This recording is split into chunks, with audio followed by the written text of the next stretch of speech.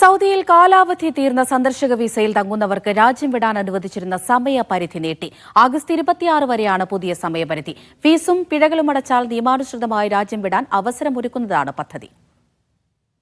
July 27 വരെയുള്ള ഒരു മാസത്തെ ഇളവാണ് കാലാവധി തീർന്ന സന്ദർശക വിസക്കാർക്ക് നൽകിയിരുന്നത്. ഇത് അവസാനിച്ചതോടെ 30 ദിവസത്തേക്ക് കൂടി സമയം അനുവദിച്ചാണ് പാസ്പോർട്ട് വിഭാഗത്തിന്റെ പുതിയ പ്രഖ്യാപനം. ബിസിനസ് വിസിറ്റ്, ഫാമിലി വിസിറ്റ് തുടങ്ങി മുഴുവൻ സന്ദർശക വിസകൾക്കും ഇളവ് ഉപയോഗപ്പെടുത്താനാവും. ഫീസും പിഴകളും സദാത് വഴി അടച്ച ശേഷം അബ്ഷിർ പ്ലാറ്റ്ഫോമിലെ തവാസുൽ സേവനം ഉപയോഗപ്പെടുത്തി അപേക്ഷ സമർപ്പിക്കണം.